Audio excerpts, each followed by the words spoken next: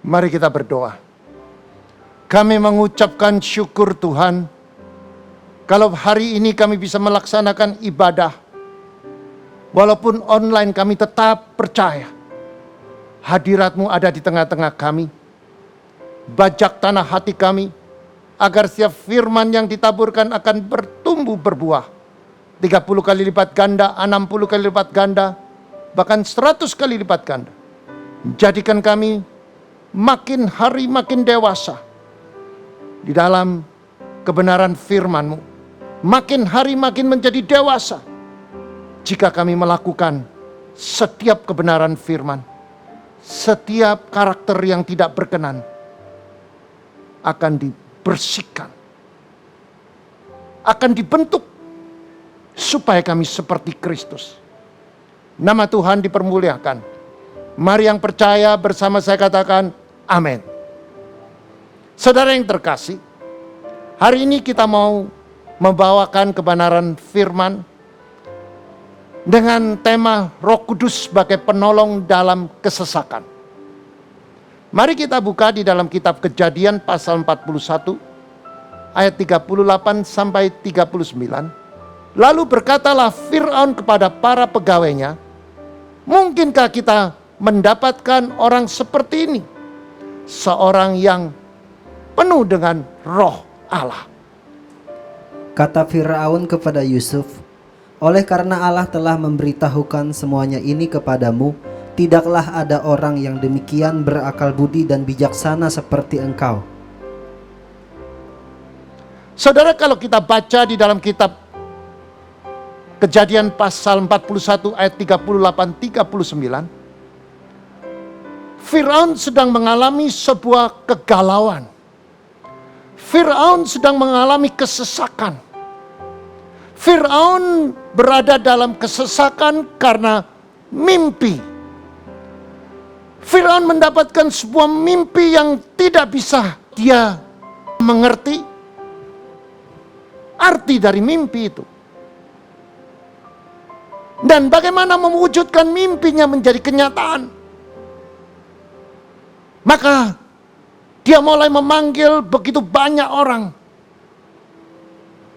untuk menafsir, menerjemahkan setiap mimpi yang dia alami, saudara. Tidak ada satupun di negeri itu yang bisa menerjemahkan. Mari saudara kita baca di dalam kitab Kejadian pasal 41 ayat 2 sampai ayat ke-8. Tampaklah dari sungai Nil itu keluar 7 ekor lembu yang indah bangunnya dan gemuk badannya, lalu memakan rumput yang di tepi sungai itu. Kemudian tampaklah juga 7 ekor lembu yang lain yang keluar dari dalam sungai Nil itu, buruk bangunnya dan kurus badannya, lalu berdiri di samping lembu-lembu yang tadi di tepi sungai itu. Lembu-lembu yang buruk bangunnya dan kurus badannya itu memakan ke-7 ekor lembu yang indah bangunnya dan gemuk itu, lalu terjagalah Fir'aun. Setelah itu tidur pulalah ia dan bermimpi kedua kalinya. Tampak timbul dari satu tangkai 7 bulir gandum yang bernas dan baik. Di ayat yang ke-6, saudara. Tetapi kemudian tampaklah 7 bulir gandum yang kurus dan layu oleh angin timur. Ayat yang ke-7. Bulir yang kurus itu menelan bulir yang bernas dan berisi tadinya. Maka terjagalah Fir'aun. Saudara, tidak pada lazimnya bulir makan bulir. Tidak pada lazimnya, saudara, lembu makan lembu, saudara. Tetapi tidak ada satu yang bisa mengerti. Maka saudara, pada waktu itu semua sudah angkat tangan. Dan orang di istana semua mengalami kegalauan, kegelisahan.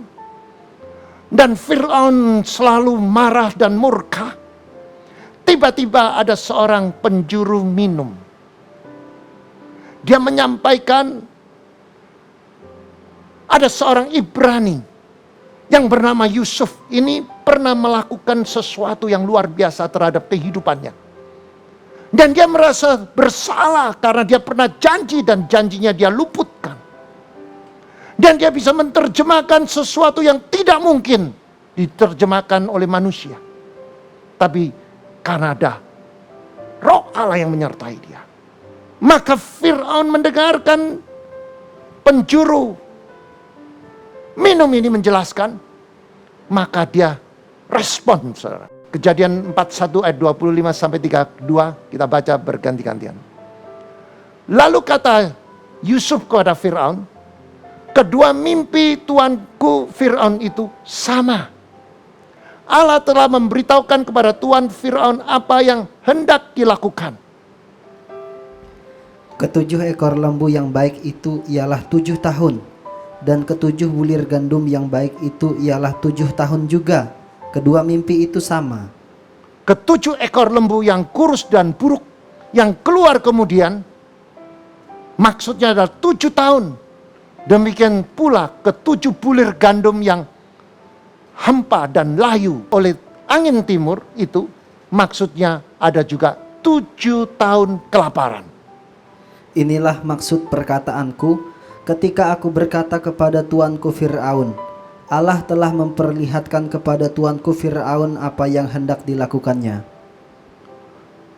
Ketahuilah tuanku, akan datang 7 tahun kelimpahan di seluruh tanah Mesir. Kemudian akan timbul 7 tahun kelaparan, maka akan dilupakan segala kelimpahan itu dari tanah Mesir, karena kelaparan itu mengurus keringkan negeri ini. Sesudah itu akan tidak kelihatan lagi berkas-berkas kelimpahan di negeri ini karena kelaparan itu. Sebab sangat hebatnya kelaparan itu.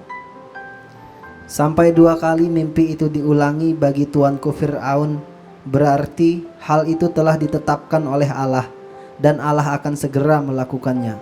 Saudara bisa bayangkan kalau terjemahan ini ya bisa salah. Kalau salah resikonya nyawa, saudara. Tetapi di dalam kesesakan ini, Yusuf disertai Roh Allah. Maka dia bisa terjemahkan bahwa lembu yang baik, baik bangunnya, dan gemuk ini dengan bulir yang 1 tangkai 7 gandum bernas dan baik, itu adalah tanda 7 tahun kelimpahan. Dan kalau ada lembu yang kurus, buruk bangunnya, dan ada ketujuh bulir gandum yang hampa dan layu oleh angin timur itu adalah satu gambaran yang sama bahwa akan terjadi 7 tahun kelaparan. Pada waktu Fir'aun mendengarkan itu, saudara, dia terkagum-kagum. Dia katakan orang yang seperti ini tidak ditemui di negeri Mesir. Dan dia mendeklarasikan orang ini dipenuhi oleh Roh Allah. Jika Roh Kudus dapat memakai Yusuf dan bertindak sebagai penolong di dalam kesesakan, maka Roh Kudus juga dapat menjadi penolong dalam segala kesesakan kita. Maka dari itu saudara dan saya, kita harus dipenuhi Roh Kudus untuk menghadapi masa-masa sukar. Saudara perhatikan, 2 langkah rahasia yang harus kita lakukan. Dan harus kita mempunyai pengertian yang jelas tentang Roh Kudus. Yang pertama, Roh Kudus adalah penolong dalam kesesakan. Saudara dan saya harus mengerti bahwa Roh Kudus itu selalu mempunyai sifat menolong di saat-saat kita mengalami krisis. Saudara, pada waktu saudara mengalami krisis, jika saudara bisa mengakomodirkan, saudara bisa respon, saudara bisa melakukan apa yang Tuhan mau, maka Roh Kudus akan menolong saudara dan saya. Dia akan memberikan hikmat untuk mengartikan suatu rahasia, terobosan. Roh Kudus bisa menolong kita untuk memberikan hikmat marifat dan memberi kita jalan keluar di saat kita mengalami kesesakan. Itulah sifat Roh Kudus. Di dalam kitab Kejadian pasal 41 ayat 33 dikatakan demikian. Oleh sebab itu baiklah Tuan Firaun mencari seorang yang berakal budi dan bijaksana dan mengangkatnya menjadi kuasa atasnya. Firaun setelah mendapatkan terjemahan tentang mimpinya dari Yusuf, maka Firaun merasa bahwa orang ini mempunyai akal budi dan bijaksana yang luar biasa. Dan dia diangkat dan diberi kuasa untuk memimpin negeri Mesir. Understanding tentang Roh Kudus yang memberi kebebasan dalam masa kesesakan. Dia memerdekakan seperti terjadi pada Yusuf. Pada waktu Yusuf menghadap Firaun, saya percaya Yusuf juga setengah was-was, saudara. Jangan sampai aku salah. Dan dia hanya mengandalkan Roh Allah. Tuhan tolong. Tuhan berikan aku hikmat-Mu Tuhan. Dan saudara, pada waktu Roh Kudus bekerja memberikan hikmat. Dan dia akan membebaskan sekaligus dua orang. Yusuf dibebaskan dari kesesakan, takut, ancaman kematian. Raja mendapatkan jawaban dan kesesakannya dihilangkan. Kesesakannya dibebaskan karena dia mendapatkan jawaban yang jelas dari Yusuf. Firaun lega, bebas, merdeka. Pengertian tentang Roh Kudus, saudara. Roh Kudus mempunyai karakter melindungi saudara dan saya dalam masa kesesakan. Mazmur 9 ayat 10 dikatakan demikian. Demikian Tuhan adalah tempat perlindungan bagi orang yang terinjak. Tempat perlindungan pada waktu kesesakan. Perhatikan ini saudara. Setiap saudara harus tahu bahwa pada waktu kesesakan, saudara jangan lihat masalah saudara tertindas. Masalah saudara yang sedang menghimpit saudara. Tetapi yang harus saudara lihat bahwa saudara punya Roh Kudus. Undang Roh Kudus untuk memberikan hikmat pada saudara. Untuk memberikan perlindungan pada saudara. Panggil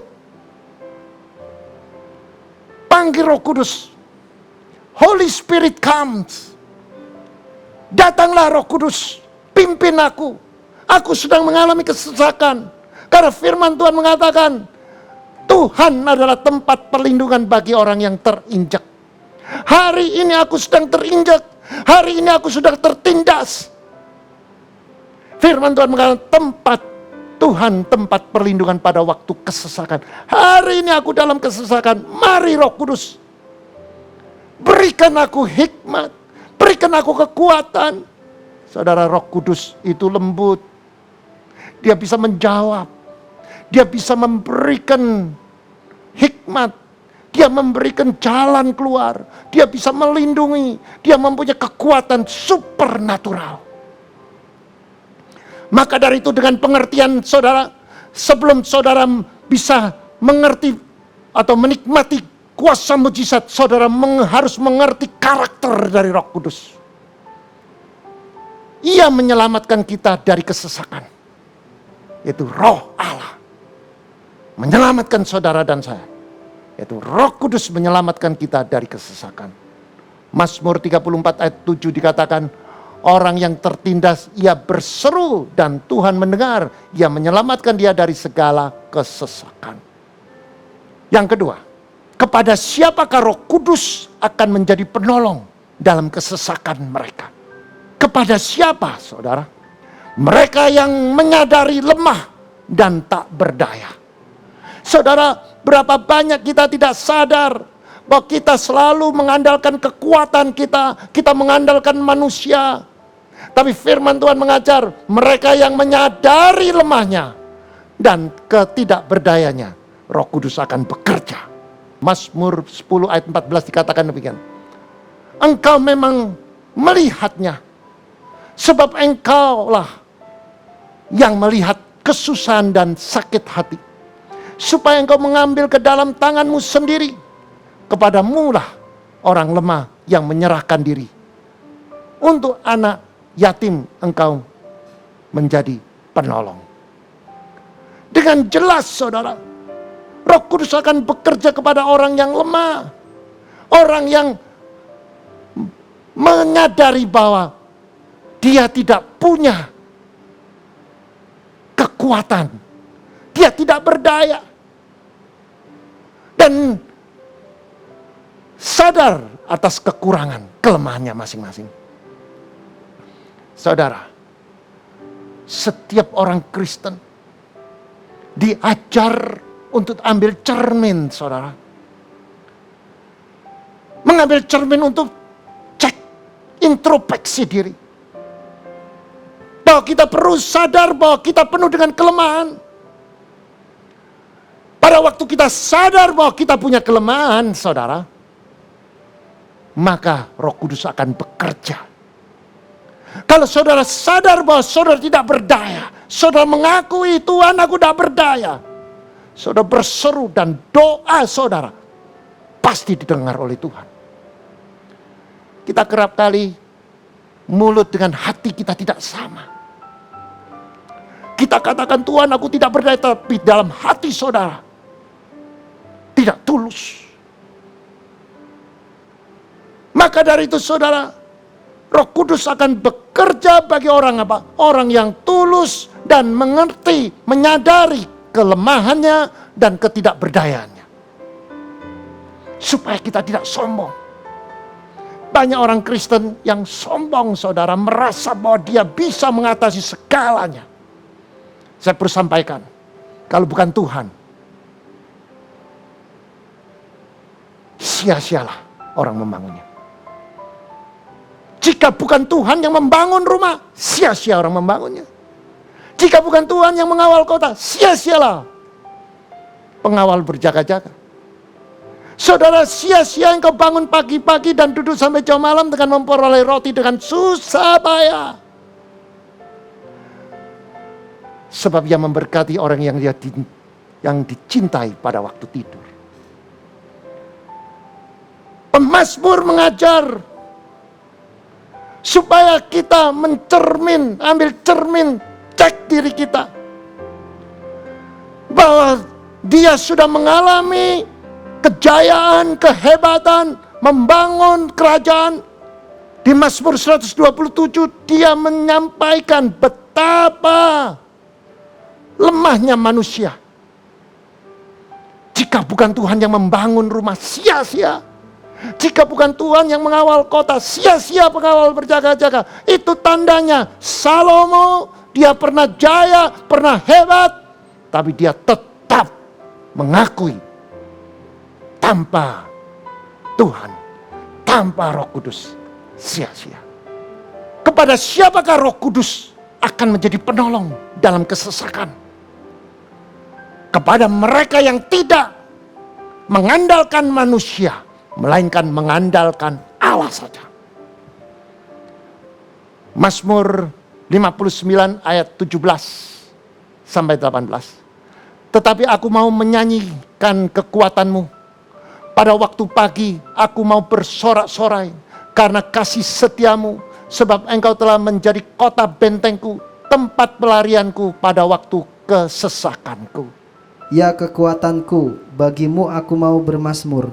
Sebab Allah adalah kota bentengku, Allahku dengan kasih setianya. Yang percaya firman Tuhan katakan amin. Kalau kita baca di dalam ayat yang ke-17, bagi mereka yang mengandalkan Tuhan, yang dikatakan Roh Kudus bekerja, Roh Kudus melakukan pertolongan kepada siapa? Kepada mereka yang mengandalkan kekuatan Tuhan. Di ayat ke-17 dikatakan, tetapi aku mau menyanyikan kekuatanmu. Pada waktu pagi aku mau bersorak-sorai karena kasih setiamu lah. Sebab engkau telah menjadikan kota bentengku, tempat pelarianku pada waktu aku kesesakan. Artinya saudara, Roh Kudus akan bekerja. Roh Kudus akan bekerja bagi orang-orang yang mengandalkan Tuhan melalui pujian, melalui kata-kata iman, dan mengakui kesetiaan Tuhan. Maka pemazmur mengatakan, aku mau menyanyikan kekuatan-Mu. Pada waktu pagi aku akan bersorak-sorai atas kasih setia-Mu. Artinya pemazmur mengalami pemulihan, mengalami sukacita, mengalami mujizat. Dan dia harus respon dengan sorak-sorai agar imannya tambah bertumbuh. Sebab Engkau telah menjadi kota bentengku. Di saat-saat pujian, di saat-saat penyembahan dinaikkan dengan kasih setia, maka saudara ada kekuatan yang baru, yaitu firman yang diucapkan dengan iman menjadi benteng di dalam kehidupan kita. Maka terjadilah sebuah tempat pelarian waktu kita kesesakan. Artinya tempatnya kita berlindung melalui apa? Saudara melalui doa, melalui pujian, melalui penyembahan. Saudara menjadi kuat. Karena apa? Saudara percaya dan mengandalkan Tuhan. Maka Roh Kudus akan bekerja. Kepada siapakah Roh Kudus akan menjadi penolong dalam kesesakan? Kepada mereka yang mau berdoa dan berseru kepada Allah saat dilanda kesesakan. Saudara, kita baca di dalam kitab Mazmur 50 ayat 15 dikatakan demikian. Berserulah kepadaku pada waktu kesesakan. Aku akan meluputkan engkau. Engkau akan memuliakan aku.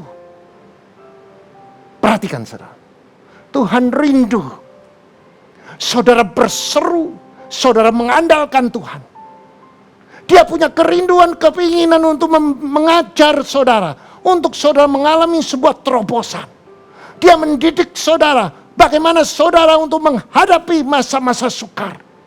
Maka dia mengajar saudara untuk mengandalkan Tuhan melalui apa? Melalui berseru. Berseru bicara tentang doa. Berseru bicara tentang pujian, penyembahan. Di saat saudara menyembah dengan roh dan kebenaran.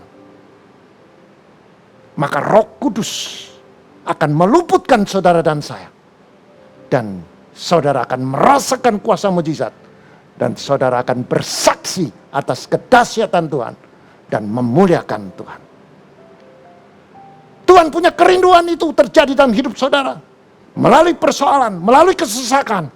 Tuhan rindu saudara berseru melalui doa. Pada waktu saudara berdoa dengan sungguh-sungguh, maka dia kirimkan Roh Kudus. Atau Roh Kudus secara otomatis membebaskan saudara. Dan saudara akan bersaksi atas kehebatan Tuhan. Itulah menjadi kerinduan Tuhan untuk saudara menikmati kuasa mujizatnya. Saudara, kepada siapakah Roh Kudus akan menjadi penolong dalam kesesakan? Kepada mereka yang tidak tawar hati saat dilanda kesesakan. Saudara perhatikan. Di dalam kitab Amsal 24 ayat 10 dikatakan demikian. Jika engkau tawar hati pada masa kesesakan, kecillah kekuatanmu.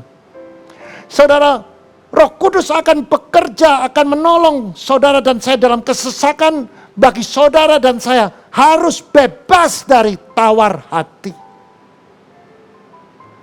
Bebas dari bersungut-sungut. Di saat saudara mengalami kesesakan, ucapkan syukur. Maka ada kekuatan yang baru akan menjadi terobosan. Saudara, hari ini saya percaya saudara akan mengenal,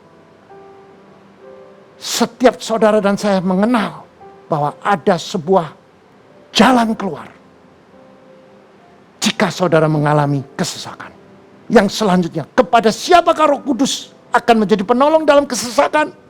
Kepada mereka yang sabar dalam kesesakan dan tekun dalam berdoa. Roma 12 ayat 12 dikatakan, bersukacitalah dalam pengharapan, sabar dalam kesesakan, dan bertekunlah dalam doa.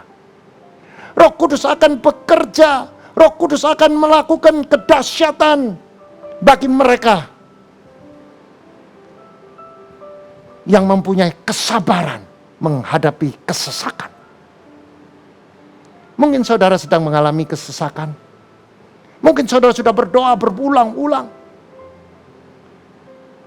Tuhan belum kabulkan doa saudara. Saya perlu sampaikan kepada saudara. Saudara berseru, saudara sudah lakukan, saudara sudah doa puasa, sudah saudara lakukan. Dengan pujian dan penyembahan sudah saudara lakukan. Yang terakhir, ucapkan syukur. Saudara ucapkan syukur. Dengan saudara bersukacita, saudara tetap punya pengharapan. Dengan saudara mengucapkan syukur, saudara tetap ada sukacita. Karena ucapan syukur itu mengingatkan saudara punya pengalaman pribadi sebelumnya dengan Tuhan. Dengan ucapan syukur saudara punya pengalaman dan hati saudara tetap akan terpelihara dengan sukacita dalam pengharapan kepada Dia. Maka muncullah kesabaran pada waktu saudara mendapatkan kesesakan dan saudara akan tetap tekun dalam doa. Kuncinya di mana saudara? Kuncinya saudara ucapkan syukur. Ucapan syukur itu akan membawa saudara menjadi sebuah kunci terobosan. Pada saudara mengucapkan syukur, saudara akan mengingat pengalaman pribadi kepada Tuhan. Dan saudara tetap mempunyai pengharapan kepada Kristus Yesus Tuhan. Bersyukur. Membawa saudara punya kesabaran dalam menghadapi kesesakan. Bersyukur. Membawa saudara akan bertekun dalam doa. Dan saudara akan mengalami mujizat. Saudara yang terkasih, saya mau tutup dengan sebuah kesaksian. Berapa tahun yang lalu saudara, saya pada waktu masih jadi seorang pengusaha, saya mendapatkan sebuah kontrak yang cukup besar. Dan kontrak ini melibatkan saya mengalami sebuah proses. Pada waktu saya memproduksikan jaket saudara, yang mempunyai aksesori di dalam kerahnya itu bulu domba. Saudara. Setelah diproduksi, satu kontainer selesai, dikirim saudara. Dan waktu itu sudah dimasukkan ke dalam kontainer, dan QC dari buyer sudah periksa, disetujui untuk diberangkatkan. Maka dia mengambil sampel itu diberangkatkan pakai kurir, sebanyak 5 potong dikirim pakai kurir, dan kontainer itu masuk di dalam pelabuhan. Karena kurir 3 hari sudah nyampe di Eropa. Dan saudara di dalam kontainer ini sudah masuk di dalam dek atau di dalam kapal saudara. Tapi belum berangkat. Tiba-tiba saya dapat berita bahwa barang yang dikirim pakai kurir, contoh sampel yang dikirim pakai kurir itu semuanya luntur saudara. Jadi kerah yang di bulu domba ini putih jadi biru saudara. Nah, lantas dari kantor pusat buyer ini memerintahkan untuk menghentikan barang. Pada waktu itu saudara, semuanya sudah, dokumen sudah oke semua sudah tanda tangan, QC-nya sudah, semuanya sudah setuju semua. Tapi ada berita seperti itu. Lantas salah satu dari staf saya mengatakan, Pak, kita clear semuanya. Dokumennya sudah oke semuanya. Kita tinggal ambil uang saudara. Dan itu bukan salah kita. QC-nya sudah oke semua. Apa yang terjadi saudara? Tiba-tiba hati saya tersentuh. Saya tidak mau, tidak jujur. Saya bilang sama staf saya, tarik kontainer itu. Semua mengatakan, Pak jangan Pak, kita nanti tidak bisa putar uangnya Pak. Bagaimana nanti ada masalah, nanti bisa kita tidak bisa bayar karyawan, bagaimana Pak? Penuh dengan tantangan. Saya bilang, tarik. Saudara, narik itu bayar puluhan juta saudara. Dari kapal, tarik sampai kembali ke pabrik saya. Begitu dibongkar, seluruh kontainer itu luntur semua saudara. Saya sebagai seorang pengusaha, saya harus belajar jujur, saya belajar tidak menipu. Memang gak menipu saudara, waktu diberangkatkan putih. Masuk kontainer putih. Tapi sampai di kapal berubah saudara. Lantas saudara, pada waktu itu saya terintimidasi. Memang saudara, staf saya itu mengatakan kalau ini tidak diberangkatkan kita akan mengalami kesulitan keuangan. Memang uangnya banyak sekali pada waktu itu buat saya. Dan apa yang terjadi saudara? Semua kepala produksi, direktur keuangan, semua saya kumpulkan, semua bagaimana mereka bilang, nggak ada jalan Pak. Karena kerah ini sudah dikasih kancing yang sudah di fix, nggak bisa dibongkar. Jadi kalau dibongkar, rusak. Nah saudara, saya mau share dengan saudara pengalaman di saat kita kesesakan. Waktu itu saudara, saya mengajak seluruh staf saya untuk doa. Mereka selalu mencibir pada waktu itu. Tidak mungkin, mana mungkin gini didoakan bisa jalan. Lantas saya katakan, kamu bisa ada jalan keluar tanpa doa? Gak ada. Saya pemimpinmu juga gak ada. Hanya mengandalkan Tuhan. Di saat kesesakan, di saat kita mengalami tekanan ini, saya hanya bisa berdoa.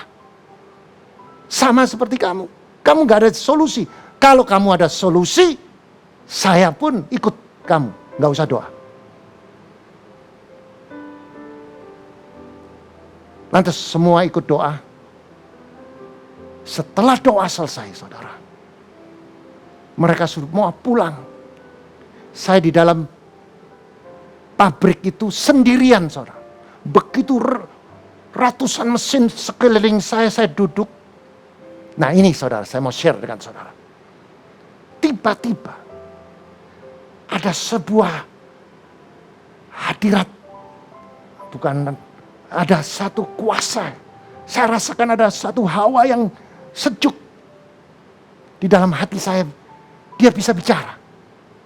Seolah-olah saya ada yang nuntun. Kenapa sih sedih? Hati saya seolah-olah ada yang menanyakan, kenapa kamu sedih? Lantas di dalam hati saya pun jawab, ya saya nggak ada jalan keluar. Tuhan tolong berikan jalan keluar. Jangan takut. Aku kasih jalan keluar. Jelas saudara, di dalam hati itu bergejolak itu dengan suara yang begitu luar biasa. Lembut, enak. Dan saya bisa merespon di dalam hati. Apa yang terjadi saudara? Saya dijelaskan, bulu domba ini kamu bisa bongkar. Lantas saya jawab, memang bisa dibongkar, tapi berlobang. Gampang. Bongkar. Yang kena kancing itu dilobangi. Lantas nextnya bagaimana? Dicuci semuanya, di bleach. Jadi kerah yang putih ini dicuci, di bleach. Lantas saya tanya, bajunya juga dicuci sendiri juga. Baru pasang kembali. Saudara, itu apa yang terjadi? Saya masih tanya. Lantas dipasang kembali kan lobang. Gampang. Ambil sisa-sisa bulu domba yang kecil, potong sebundaran dengan kancing, dijahit. Nah saya katakan, kalau dijahit kelihatan jahitannya. Bulu itu kan panjang, dicabut, jahitannya tidak kelihatan. Wah, saya merasakan ada sesuatu jawaban. Esok pagi saya ngomong sama kepala produksi. Tadi malam Tuhan itu kasih saya jalan. Dia ketawa.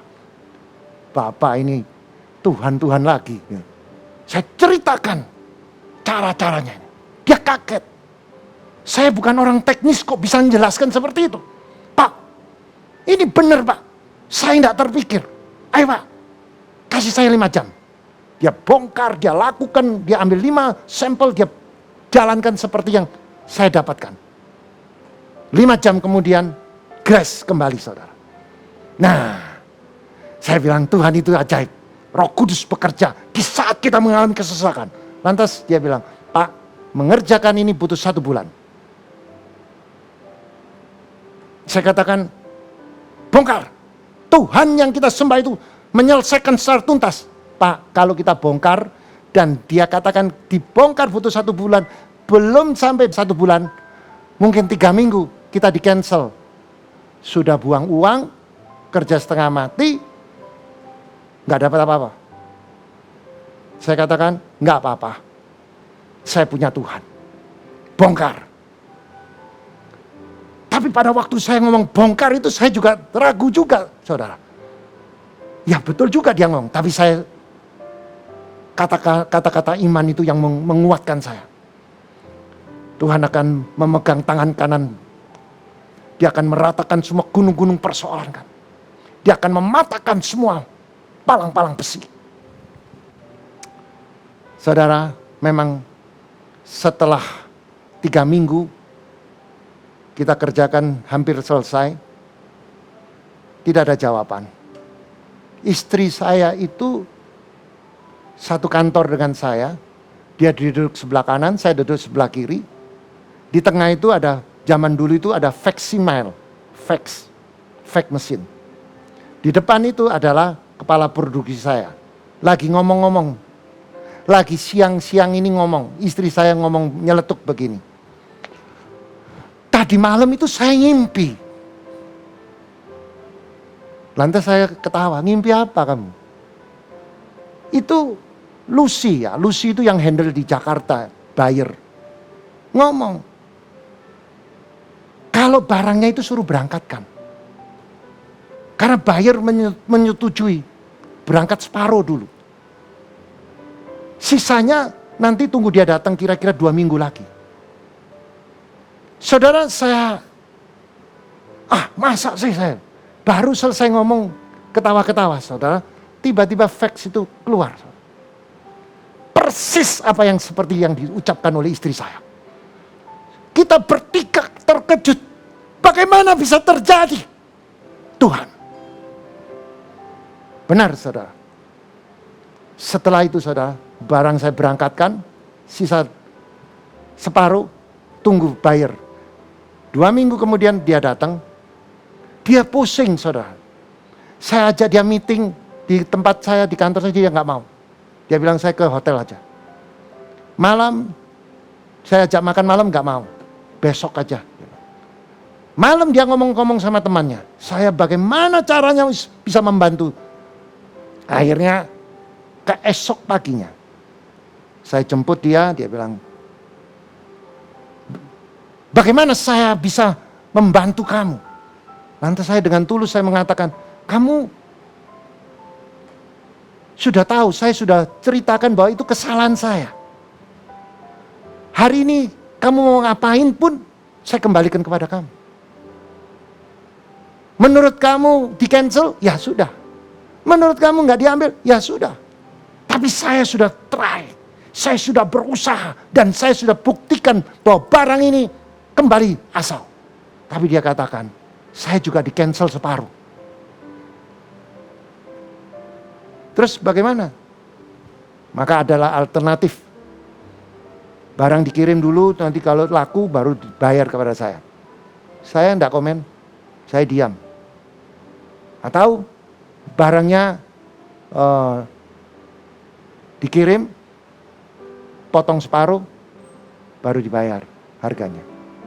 Saya tidak komen. Tapi dia bingung.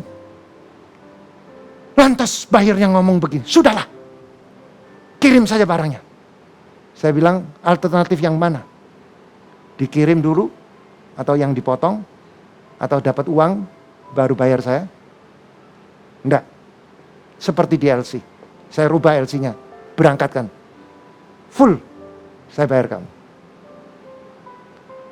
Saudara, saya pada waktu mendengar dia full semuanya, saya rasakan Tuhan itu dahsyat. Di saat-saat kita mengalami kesesakan, dengan tulus kita mengandalkan Tuhan, kita berdoa, Tuhan, waktu kita berseru, Tuhan ngirim Roh Kudus untuk menguatkan, mengajar, mendidik, membentuk karakter kita. Supaya apa? Kita naik next level. Mari kita berdoa. Kami mengucapkan syukur Tuhan. Kalau pada hari ini kita mendengarkan kebenaran firman.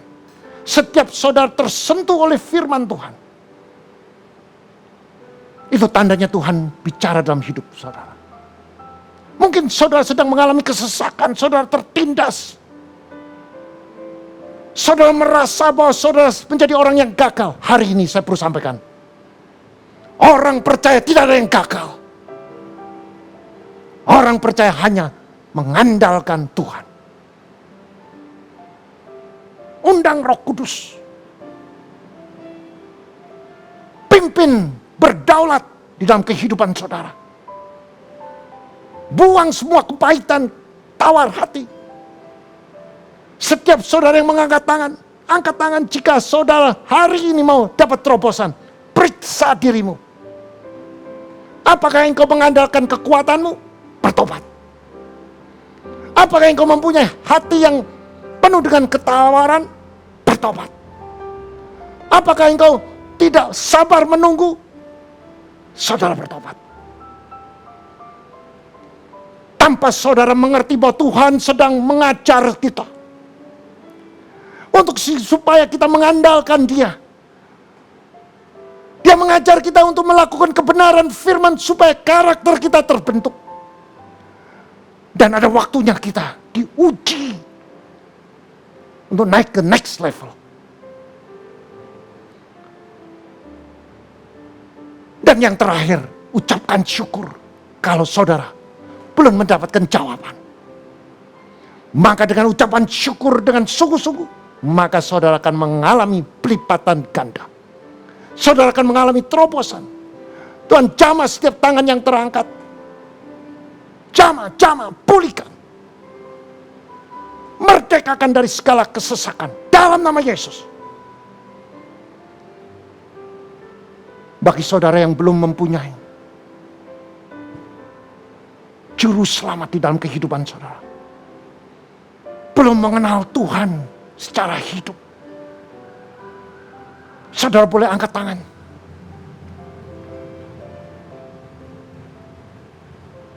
Setiap saudara yang mengangkat tangan, saudara ikuti saya. Tuhan, ini aku.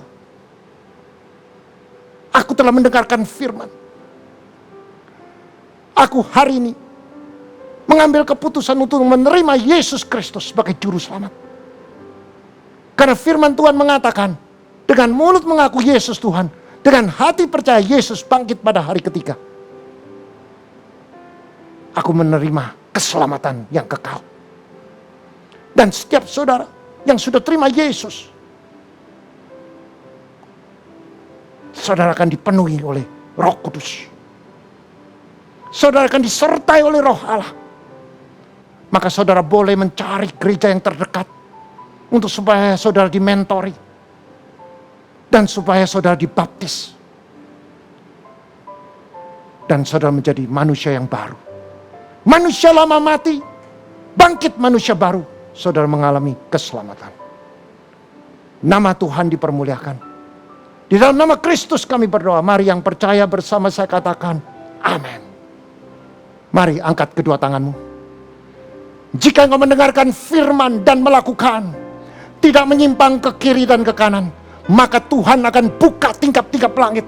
Diberkatilah keluargamu, diberkatilah kesehatanmu, diberkatilah pelayananmu, diberkatilah rumah tanggamu, diberkatilah suamimu, diberkatilah istrimu, diberkatilah anak cucumu, diberkati kedua orang tuamu, diberkati kedua mertuamu, diberkatilah sanak saudaramu, diberkatilah studimu, diberkatilah usaha pekerjaanmu, diberkati tokomu, diberkatilah pabrikmu, diberkati ladangmu, diberkatilah ternakmu. Engkau akan naik, tidak turun. Engkau jadi kepala, bukan ekor. Engkau tidak hutang, melainkan hutangi seluruh bangsa. Masuk diberkati, keluar diberkati. Apa yang kau kerjakan, semuanya akan berhasil dan beruntung. Terimalah berkat damai sejahtera dan persekutuan Roh Kudus mulai hari ini sampai Maranatha dan sampai Tuhan Yesus datang kedua kalinya. Mari yang percaya dengan iman bersama saya katakan amin.